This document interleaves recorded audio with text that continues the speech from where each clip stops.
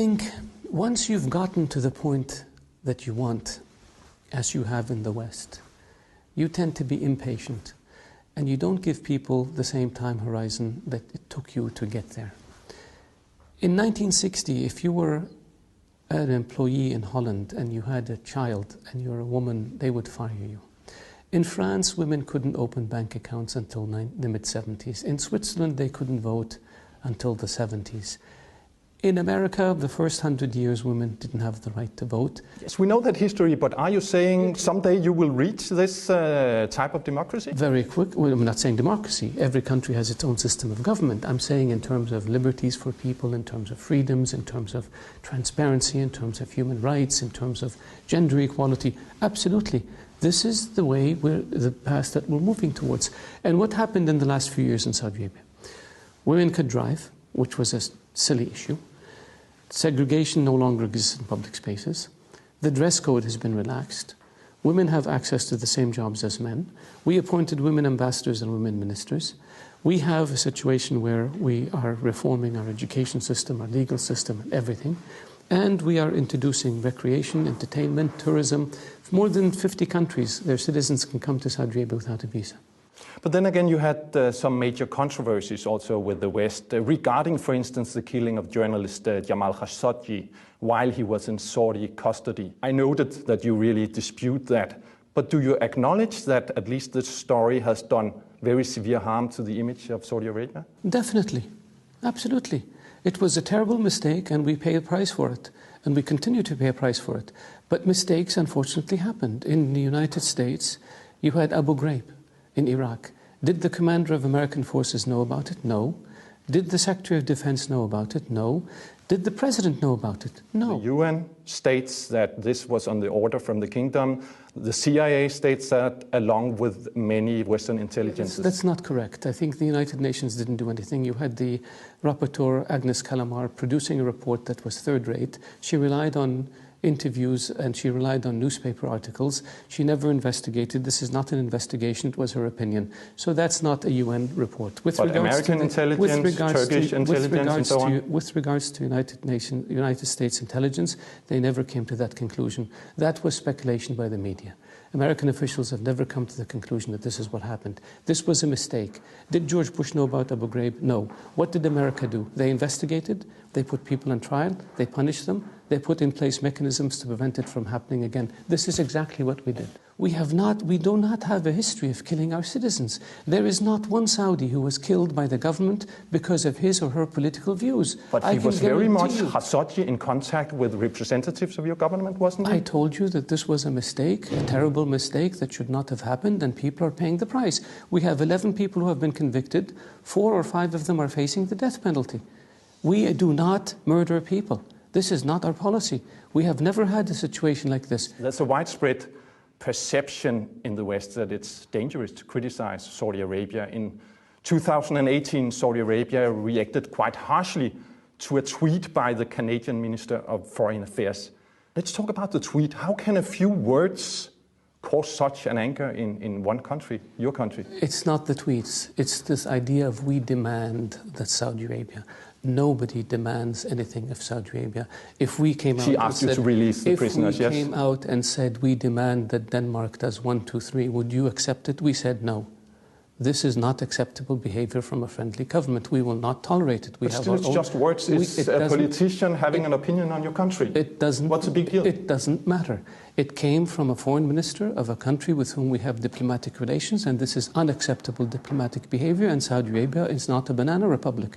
We do not take criticism like this lightly. So sorry to interrupt you. If this happened today, you wouldn't change a thing?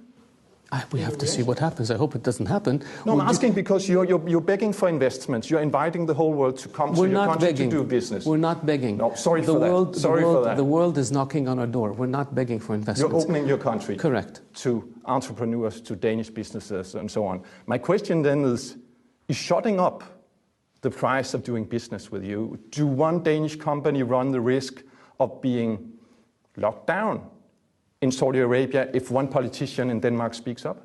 We are saying that there's a way to have conversations.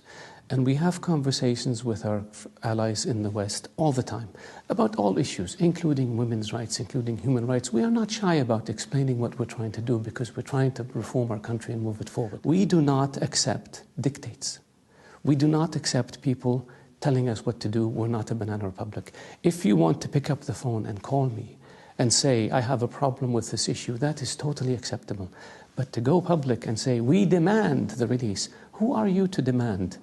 We are a sovereign country that has its own laws, and we're not saying to Canada, we demand that Canada give independence to Quebec. What would the Canadians say if we said this? So now I understand what insulted you, but then again your reaction, not only did you expel the Canadian ambassador to Saudi Arabia, you also froze in or put on hold the business activities of Canadian businesses. And then my question is, then again, one person spoke up and the whole country paid a price. What's the logic here? It's not one person. It's the foreign minister who represents the country. If the foreign minister cannot represent the country, then they shouldn't be foreign minister. By the way, Samar Badawi, the female activist that was the topic of this tweet, she's still in your custody. Detained is also another female activist, Lujain Al-Hatlul. I think that there's a lot of misinformation about this case. The issue had nothing to do with women's driving. The issue has to do with national security. They were cooperating with foreign powers in order to engage in subversive activities in Saudi Arabia, and that's what they were investigated, and this is why they're on trial. The issue of women driving, and because they advocated for it, they were jailed, is ridiculous. If we were jailing any woman in Saudi Arabia who wants to advocate for driving, half the women in Saudi Arabia would be in jail by now. This is not the case. This is an issue that involves national security. And when the trial is finished, people will know the facts. I have just to refer to Amnesty International. About your courts, they state that it's a weapon for repression for the government. That's their opinion, and their opinion is wrong, as it has been over the past 20 years.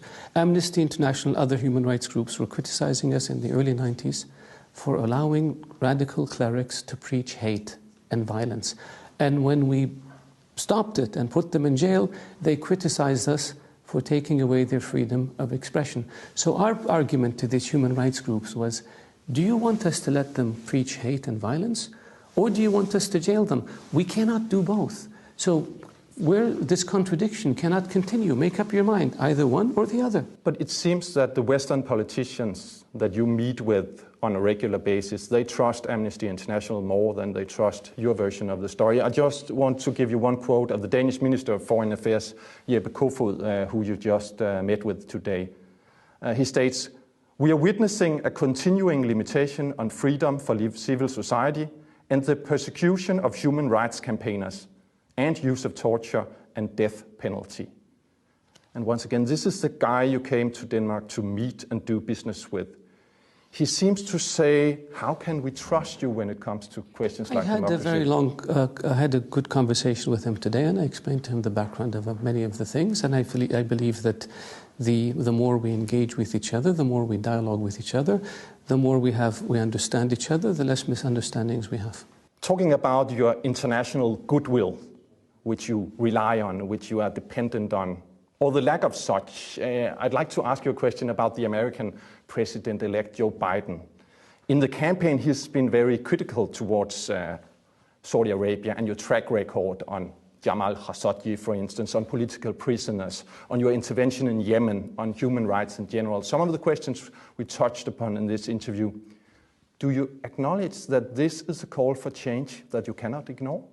I think what happens in the elections does not necessarily transfer into what happens when people get into office. But there's a new sheriff in town, a new leader of the superpower. President Trump criticized Saudi Arabia during the campaign. When he became president, Saudi Arabia was his first destination. No American president has visited any country besides, I believe, England, Canada, and Mexico. President Trump came to Saudi Arabia. Joe Biden warns you, and I quote, that he will make you the pariah state that you are if you don't comply with his wishes. We will see. When the people come in office, the situation changes. So bottom line, no difference between Trump and Biden? I think in terms of the fundamental interests of the two countries, I can't see a difference.